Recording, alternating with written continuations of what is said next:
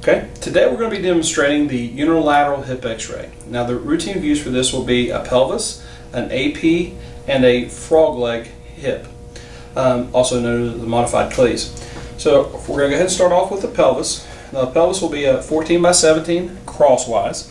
The technical factors for this will be 77 to 81 kV. The patient will be supine on the table.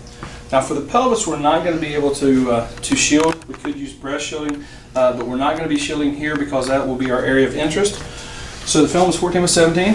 We're going to be centered to the bucky and also centered locked. We're going to have the patient to rotate the legs in 15, separate your legs just a little bit. We're going to have the patient to rotate them in 15 to 20 degrees. That will actually help us put the greater trochanters in profile. The film is going to be approximately 1 inch above the crest, and as I showed you previously on bilateral hips, you can actually just find the crest, mark it with the centering line, and you should be about 1 inch above the crest. Recenter to your film and go to the MSP, and you should be pretty well centered up. Now you can go on the pelvis 2 to 3 inches down from the as-is, two inches down from the as-is, and that's going to be approximately the same centering point. It should be close to the same point. The technical factors for this will be 77 to 81, and the respirations will be just to suspend the respirations. And this will be our pelvis x-ray. Now the next x-ray we're going to do is going to be for a unilateral hip. So we're going to change the film. We're going to use a 10 by 12, and we're going to use it lengthwise.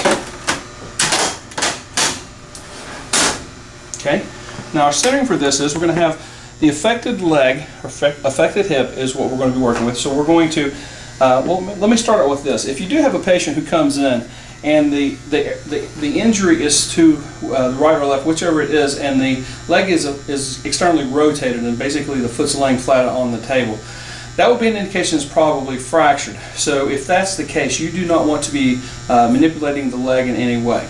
But we're going to, for this patient, for our purposes, we're going to have her to roll the affected leg in 15 to 20 degrees. Again, this is going to take and put the greater trochanter into profile. Now our centering for this is we're going to palpate the as-is. Okay, and then we're going to go, from that point, we're going to go 1 to 2 inches in and 3 to 4 inches down. Okay, most people it tends to be 1 in and 4 down. And what we're going to be hoping to be at, our point should be somewhere about the middle of the hip. And then we're going to put our marker placement. You can actually put it on the film, or you actually will have room. There's a little bit of light up here, as long as it's not obstructing anything, and it is in the light field. This is going to be our AP hip x-ray, and this technical factors will be about 77 to 81 kV, and exposure is just on respiration would just be suspend. And this is our AP hip x-ray. Okay, if this patient would have hardware, if they'd have hip replacement or some type of surgery, you need to make sure that you use whatever film size you need to include all of the hardware. I've had to use up to a 14 by 17. I've actually had to do 2 films because the hardware went all the way to the knee.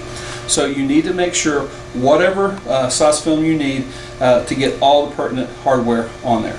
Okay, so now our frog leg hip, also known as the modified cleaves. We're going to use a 10 by 12 lengthwise.